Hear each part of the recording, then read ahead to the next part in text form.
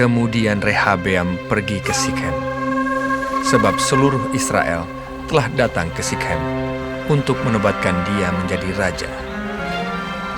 Segera sesudah hal itu kedengaran kepada Yerobeam bin Nebat. Pada waktu itu, dia masih ada di Mesir, sebab ia melarikan diri ke sana dari hadapan Raja Salomo. Maka kembalilah ia dari Mesir.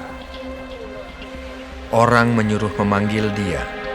Lalu datanglah Yerobeam dengan segenap jemaah Israel dan berkata kepada Rehabeam, "Ayahmu telah memberatkan tanggungan kami.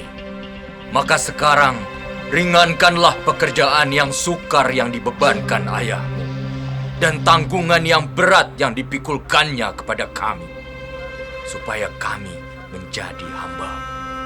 Tetapi ia menjawab mereka, "Pergilah sampai lusa, kemudian kembalilah kepadaku." Lalu pergilah rakyat itu. Sesudah itu, Rehabeam meminta nasihat dari para tua-tua yang selama hidup Salomo mendampingi Salomo, ayahnya. Katanya, "Apakah nasihatmu untuk menjawab rakyat itu?" mereka berkata, "Jika hari ini engkau mau menjadi hamba rakyat, mau mengabdi kepada mereka, dan menjawab mereka dengan kata-kata yang baik, maka mereka menjadi hamba-hambamu sepanjang waktu." Tetapi ia mengabaikan nasihat yang diberikan para tua-tua itu. Lalu ia meminta nasihat kepada orang-orang muda yang sebaya dengan dia dan yang mendampinginya. Katanya kepada mereka, "Apakah nasihatmu? Supaya kita dapat menjawab rakyat yang mengatakan kepadaku, ringankanlah tanggungan yang dipikulkan kepada kami oleh ayahmu." Lalu orang-orang muda yang sebaya dengan dia itu berkata, "Beginilah harus kau katakan kepada rakyat yang telah berkata kepadamu, ayahmu telah memberatkan tanggungan kami, tetapi engkau ini berilah keringanan kepada kami. Beginilah harus kau katakan pada mereka, kelingkingku lebih besar daripada pinggang ayahku. Maka sekarang, ayahku telah membebankan kepada kamu tanggungan yang berat, tetapi aku akan menambah tanggungan kamu. Ayahku telah menghajar kamu dengan cambuk, tetapi aku akan menghajar kamu dengan cambuk yang berduri besi."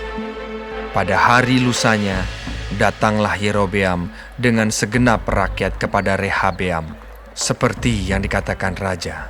"Kembalilah kepadaku pada hari lusa." Raja menjawab rakyat itu dengan keras. Ia telah mengabaikan nasihat yang diberikan para tua-tua kepadanya. Ia mengatakan kepada mereka menurut nasihat orang-orang muda, "Ayahku telah memberatkan tanggungan kamu, tetapi aku akan menambah tanggunganmu itu. Ayahku telah mengajar kamu dengan cambuk, tetapi aku akan mengajar kamu dengan cambuk yang berduri besi."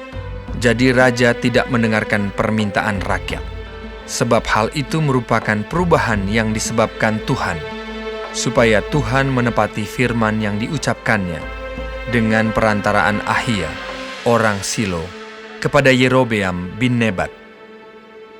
Setelah seluruh Israel melihat bahwa raja tidak mendengarkan permintaan mereka, maka rakyat menjawab raja, "Bagian apakah kita dapat daripada Daud?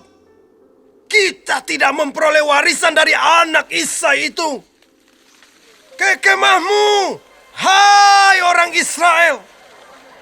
Uruslah sekarang rumahmu sendiri, hai Daud!"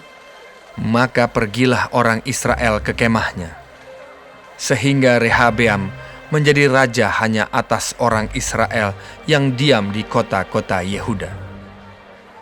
Kemudian Raja Rehabeam mengutus Adoram yang menjadi kepala Rodi.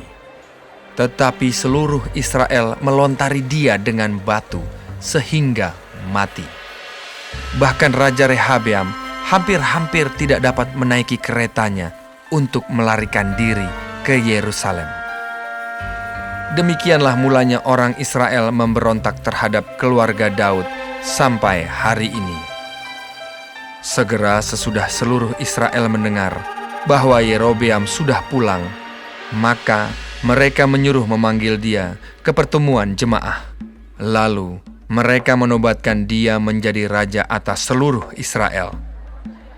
Tidak ada lagi yang mengikuti keluarga Daud selain dari suku Yehuda saja.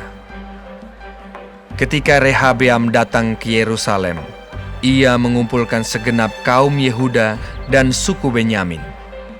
180.000 teruna yang sanggup berperang untuk memerangi kaum Israel dengan maksud mengembalikan kerajaan itu kepada Rehabeam, anak Salomo. Tetapi datanglah firman Allah kepada Semaya, abdi Allah, demikian. Katakanlah kepada Rehabeam anak Salomo, Raja Yehuda, dan kepada segenap kaum Yehuda dan Benyamin, dan kepada selebihnya dari bangsa itu. Beginilah firman Tuhan. Janganlah kamu maju, dan janganlah kamu berperang melawan saudara-saudaramu orang Israel. Pulanglah masing-masing ke rumahnya, sebab akulah yang menyebabkan hal ini terjadi. Maka mereka mendengarkan firman Tuhan, dan pergilah mereka pulang sesuai dengan firman Tuhan itu. Kemudian Yerobeam memperkuat Sikem di pegunungan Efraim, lalu diam di sana. Ia keluar dari sana, lalu memperkuat Penuel. Maka berkatalah Yerobeam dalam hatinya, Kini mungkin kerajaan itu kembali kepada keluarga Daud. Jika bangsa itu pergi mempersembahkan korban sembelihan di rumah Tuhan di Yerusalem, maka tentulah hati bangsa ini akan berbalik kepada Tuhan mereka, yaitu Rehabeam, Raja Yehuda. Kemudian mereka akan membunuh aku dan akan kembali kepada Rehabeam, Raja Yehuda. Sesudah menimbang-nimbang, maka raja membuat 2 anak lembu jantan dari emas, dan ia berkata kepada mereka, Sudah cukup lamanya kamu pergi ke Yerusalem. Hai Israel, lihatlah sekarang Allah-Allahmu yang telah menuntun engkau keluar dari tanah Mesir. Lalu ia menaruh lembu yang satu di Betel, dan yang lain ditempatkannya di Dan. Maka hal itu menyebabkan orang berdosa, sebab rakyat pergi ke Betel menyembah patung yang satu, dan ke Dan menyembah patung yang lain. Ia membuat juga kuil-kuil di atas bukit-bukit pengorbanan, dan mengangkat imam-imam dari kalangan rakyat yang bukan dari Bani Lewi. Kemudian Yerobeam menentukan suatu hari raya pada hari yang ke-15 bulan ke-8, sama seperti hari raya yang di Yehuda, dan ia sendiri naik tangga mezbah itu.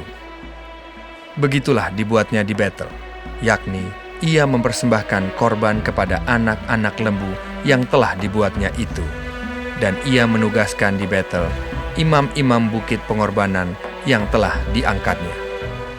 Ia naik tangga mezbah yang dibuatnya di Betel itu pada hari yang ke-15 dalam bulan yang ke-8, dalam bulan yang telah direncanakannya dalam hatinya sendiri. Ia menentukan suatu hari raya bagi orang Israel, dan ia naik tangga mezbah itu untuk membakar korban.